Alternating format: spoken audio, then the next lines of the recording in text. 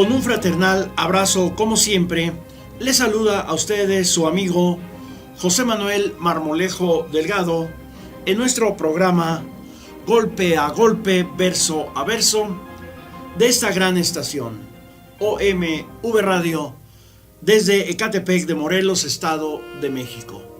Tenemos como fondo de nuestra pantalla esta otra vista, esta otra toma de los interiores de las celdas de lo que fue el castillo de San Juan de Ulúa en Veracruz. Cuando fue prisión, pues esto era una terrible celda a donde purgaban penas, sobre todo los presos políticos, tanto del virreinato como de los posteriores periodos históricos, como fue el porfiriato.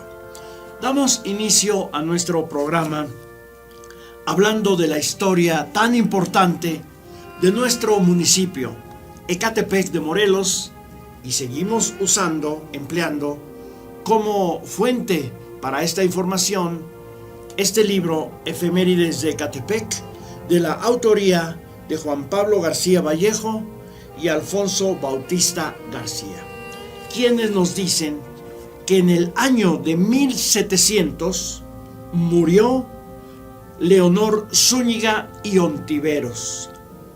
Ella fue la última encomendera de Ecatepec. Creció bajo el amparo de la nobleza indígena y los conquistadores. En el año de 1706 se empiezan a crear las haciendas en Ecatepec. Las haciendas en Ecatepec fueron pequeñas, no como el modelo clásico que tenemos de las grandes haciendas azucareras, cerealeras y enequeneras, pulqueras o textiles, pues hablar de haciendas en la historia de México ha significado desarrollo desigual.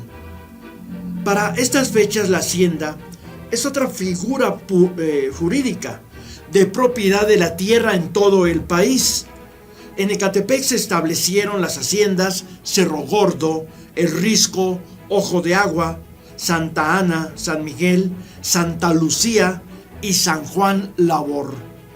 Todavía no estaba registrada, todavía no existía la hacienda de Jáuregui. En la práctica las haciendas no funcionaron, pues se estancaron al reforzar un régimen servil de trabajo y de inmovilismo social, sostienen los autores. El día 22 de enero de 1727 se regulariza, la entrega de tributos a Ecatepec. Los jueces oficiales de la Real Hacienda hacen un mandamiento para que los naturales de Chiconautla entreguen el tributo y cosecha al guardián del convento de San Cristóbal, Ecatepec. Pues esta es parte de la historia de nuestro municipio, Ecatepec. Retomamos la temática general de nuestro programa, el Maximado, particularmente la rebelión serrano-gomista. Ya en una sesión anterior hablamos sobre las declaraciones hechas por el presidente Calles, pero ahora hablaremos sobre las declaraciones del principal personaje de este periodo histórico de México, Álvaro Obregón, un individuo torvo, corrupto, de lo peor. Excelsior, en el número 3840 del jueves 13 de octubre de 1927, en primera plana, publicó esta nota: los propósitos del general Álvaro Obregón. Al llegar a Nogales, el divisionario hizo declaraciones a Excelsior. Va a seguir su gira. No cree que prospere la revuelta y dice que será sofocada muy pronto. Por Moisés Canales, corresponsal especial de Excelsior. El reportero Moisés Canales formuló la crónica de la llegada de Obregón a Nogales cuyo arribo se registró a las 5 de la mañana. Dijo que comercios y sitios públicos durante la noche anterior fueron engalanados con las divisas obregonistas, con banderas y lienzos tricolores, que un numeroso público de las dos poblaciones lo recibieron en la estación del ferrocarril Sud-Pacífico, donde viajó en tren ordinario, y que todas las orquestas del lugar tocaron a su arribo, siendo acompañado por el público hasta su alojamiento, que sería en la residencia del general Borges.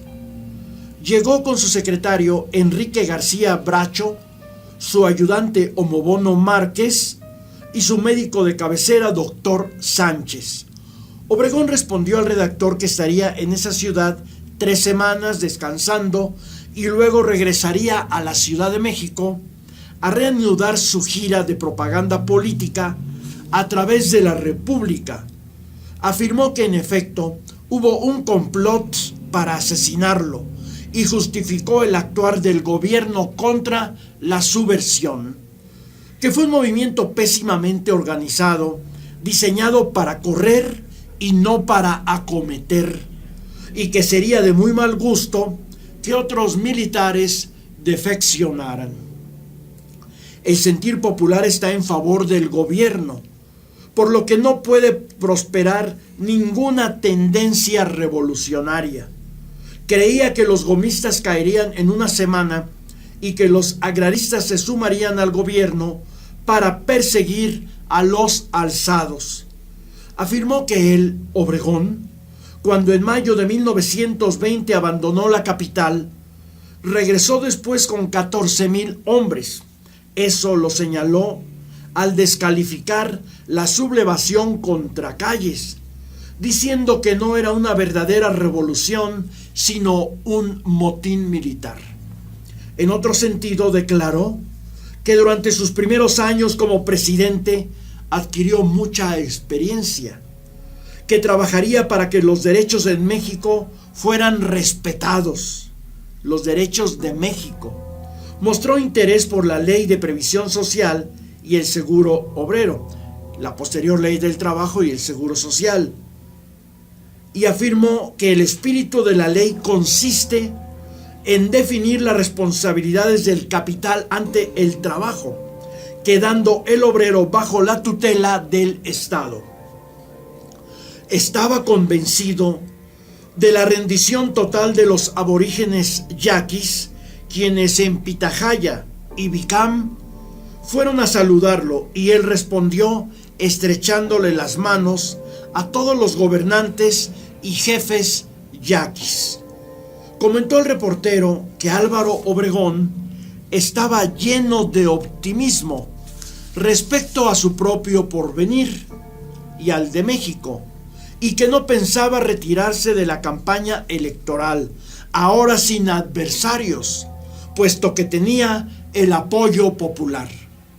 Concluyó afirmando que seguía la misma política de Calles en torno al problema religioso, ya que se trataba de respetar las leyes y la Iglesia Católica no lo estaba haciendo, que carecía de pruebas concretas de que la Iglesia participaba en la rebelión, pero creía que los simpatizantes de la Iglesia estaban mezclados, aunque prefirió no dar nombres ni entrar en detalles. A la pregunta de si México ingresaría a la Liga de las Naciones, rompiendo a reír, respondió: un país débil en la Liga de las Naciones queda colocado en la misma posición que una rata que quiere jugar con los gatos. Vaya comparación que hacía Álvaro Obregón de México. Lo comparaba con una rata y además se burlaba, se reía de la posibilidad de ingreso de México a las Naciones Unidas. ¿Qué concepto tan pobre tenía México? Tenía Álvaro Obregón de México, del país que quería volver a gobernar. La entrevista fue realizada en la casa de Alejo Bay, ex gobernador de Sonora, donde Obregón quedaría alojado. Otra nota del periódico Excelsior es la siguiente: localización de los bienes de los militares rebeldes. La policía judicial y los agentes del Ministerio Público trabajaban en la localización de las propiedades de los sublevados para decomisarlas. De acuerdo a las instrucciones del Procurador General de la República, licenciado Romeo Flores, se ordenó el inmediato aseguramiento de inmuebles, maquinaria, ganados, de una hacienda agrícola y ganadera, propiedad del general Héctor Ignacio Almada en Chihuahua. Lo propio sería con el rancho del señor Francisco Gómez Vizcarra, sobrino de Arnulfo R. Gómez, en Tampico. El licenciado Trápaga, agente del Ministerio Público, pronto presentaría una lista de los bienes propiedad del general Celis. Pues esta era la situación que se vivía en México con motivo de la guerra, de la sublevación serrano-gomista durante la plena guerra cristera. Y vemos pues cuáles son las declaraciones tan pobres, tan inmediatistas, tan despectivas hacia México, de ese individuo torpo que tanto daño le hizo al país, como fue Álvaro Obregón. Álvaro Obregón y Plutarco Elías Calles, insistimos, sentaron las bases del Estado actual mexicano, ese Estado que ya queremos que se acabe por uno de justicia y democracia. Pero de esta temática continuaremos hablando en nuestro siguiente programa, Golpe a Golpe, Verso a Verso, de esta gran estación, OMV Radio, desde Catepec de Morelos, Estado de México. Se despide de ustedes su amigo José Manuel Marmolejo Delgado.